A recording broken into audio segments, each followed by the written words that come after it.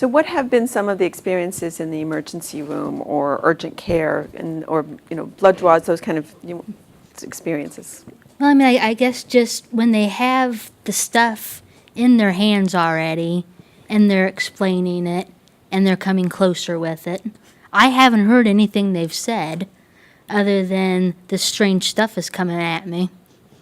Next, they're going to hold me down, and then they're going to just do it. The tell, show, do is just as important, I think, with adults. The doctors I've liked have talked, gotten to know me, kind of shown me what they want to do, and then, I'm as compliant as any normal person. But, surprise me with something, and I'll shut down and... Does it help to have somebody ask what works for you? What would make it more comfortable? Yeah, because Okay. that might get me talking, and Okay. otherwise I tend to be quiet. I'm not a yeller, screamer. Okay. I just kind of withdraw and hope Okay. it's over with soon. How about some other experiences with emergency rooms, so forth? You guys been in an emergency room? Yeah, go ahead. Go for it. Well, mine's not an emergency room. Mine was Ethan had to get an MRI because he had seizures, and the anesthesiologist, we knew there's no way. When he walked into the room, there's the table and all these equipment, and he wanted to run out. So the anesthesiologist, he was wonderful. We were communicating, just eye contact. He's like, you do this, because Ethan was facing me and hugging me. So I was talking to Ethan about things he liked, and I knew he was going to come up and grab him from behind and then just put the mask on his face. But he knew at the right time. I'm like, and he's like, bam, right in the face, and he was knocked out. But that anesthesiologist was very comfortable doing that, because I don't think most anesthesiologists would be comfortable grabbing an 8-year-old from behind, look like he's going to give him a headlock, and then putting a mask on his face. But we had that eye contact communication of me saying, just do it, and he was comfortable enough to do it. So it wasn't obviously his first kid with special needs, but that was... my husband was crying his eyes out, and I'm sitting there like, yes, it worked. But it was rough to see, but it was very nice to see someone that was not afraid to try random things, because I've been to places where they're like, okay, he's going to have to come back. This is not going to work. We'll have to sedate him this way.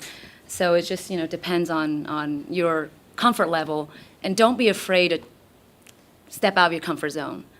The parent will really appreciate it, because they're already a mess, and if you're a mess too, then there's a lot of messes going on in the hospital. Lori, it looks like you could relate to some of that. Oh, yeah. In fact, just recently, we went to another hospital. Not that OSU isn't wonderful, but we had to go to an emergency room, and my pediatrician really wanted us to go to children's, but there was a 6-hour wait, and I'm like, yeah, that'll never happen. So we ended up going to this emergency room that's close to our home, and my son was peeing constantly. I honestly thought he had a kidney stone, because he would not get off the toilet. And he had been doing this, but it had gotten a lot worse at school, and the school finally called, and they were on the verge of calling the squad, because he was becoming so aggressive and he wouldn't leave the bathroom. And he wasn't acting like he wasn't in pain. He wasn't holding his stomach. He wasn't anything. He was just sitting on the potty. He would not leave the potty. And my husband and I picked him up, took him to the emergency room. They immediately got him in right away. We had told them, he's autistic, he can't wait. Just at least get us into a room away from everybody else. And they were amazing. They brought in a chair for him, a potty seat to pee on in the room, and just basically hang tight on while he was examined. They examined him on the I don't know what it's called, bathroom assistant's chair. Yeah. Uh-huh. And they examined him there. They were even going to examine him in the bathroom if that's where he was comfortable at, because he knew he was adamant on staying on the potty. And, we ended up having to do an x-ray, and we came to the conclusion, we found out that he was severely impacted. And my son has a gluten intolerance. We suspect he has celiacs based on some of the other issues that were going on with him last year. But he had gotten into some Krispy Kreme donuts and ate 4 of them. And it kind of sticks like glue to his intestines, so he was slowly working it out. But the staff was amazing. I didn't have to tell them, he needs this potty chair. They're like, would he be more comfortable with this? I didn't have to say examine him on it. They're like, we're going to examine him on it. I really pushed for the x-ray, but they were kind of thinking the same way I was. And we did have to papoose him for that, which was a nightmare, but we got through it. But they knew, even my son, to talk in a firm voice with him. The nurse that was working with him actually had a very light touch, and he would wince when she would get near him. And I'm like, he likes firm voice, firm touch. You touching him like that, just like sending, it's like nails on a chalkboard to him. So, but they went above and beyond, and really just, it was, I told him, I said, and I even wrote a letter to the ER and expressed my gratitude, because I said, I don't know who you guys were trained by, but I am a tough cookie. I'm a pretty tough person to impress, especially when it comes to my son. And I was absolutely amazed by how well the staff was trained.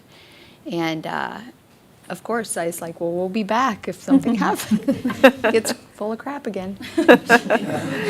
I didn't have a good experience. Anna and I went bike riding. I was trying to teach her how to ride a bike with the big wheels. She went down a hill. I couldn't get her. I was down the hill trying to stop. Jumped off my bike. She went down the hill, flipped the bike, flipped into the river, and just got totally messed up. So I'm screaming for help. No help came. I literally have to carry her all the way back, leave the bikes, get her in the car, go to the ER. And I get her in there, and she's like, pee, potty. She was not that verbal yet, or really be able to explain anything.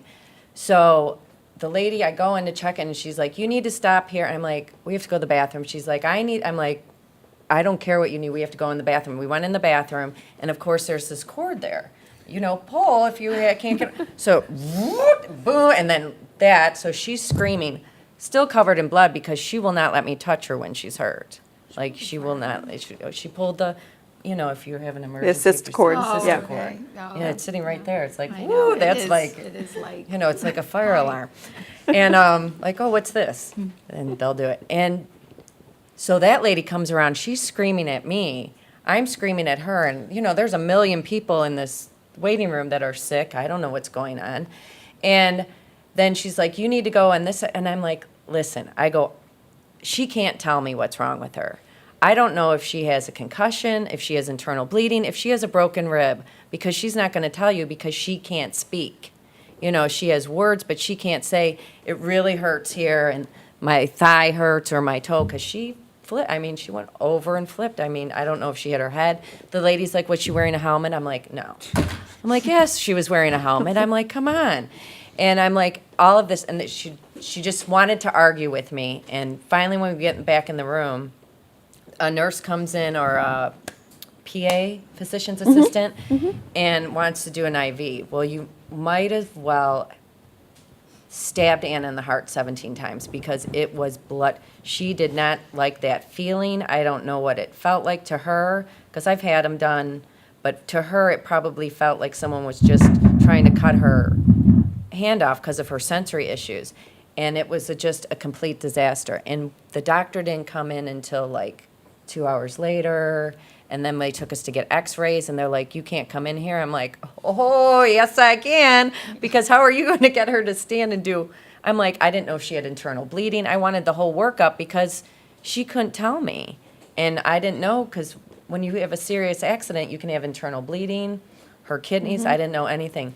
But it was pretty bad. It was pretty horrific. And we were there for 12 hours. And being there for 12 hours with no food, no comfort items, none of the stuff that makes her happy, and there was no way for me to get it because I was all alone. it was not a good experience. That sounds like it. Chris, do you have a? That just a lot of times we remember the bad ones even more. I mean, they thought maybe my tonsils needed to come out at one point, so we go to the ENT, and of course I didn't have any diagnosis of any kind of developmental problem, but I even remember saying, it's like, just tell me what you want to do, and they wouldn't. He'd just grab and do and look and poke, and I just remember when he was all done, all I could say to my parents was, I never want to come back here again. And I didn't. And it is true that we tend to, parents tend to, and professionals, we remember the disaster cases. We remember the things that go bad. It's also important, though, to hear about some of those things that go really well.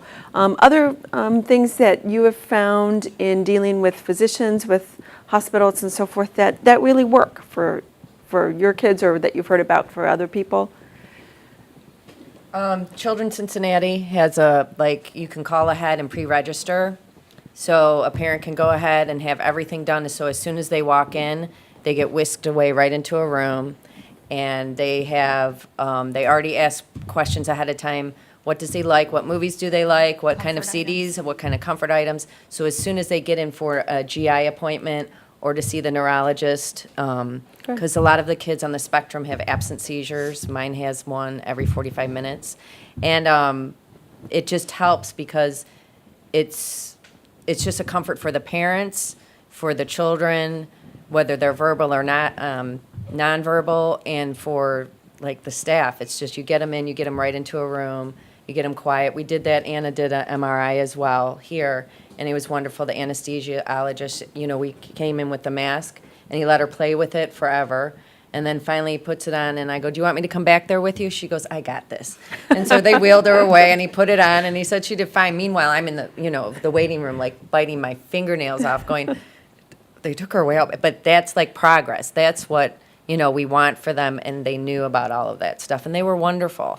So there is good and bad. It's just remembering that they're a person first, and even if they can't speak, explain and show them everything, and that helps so much.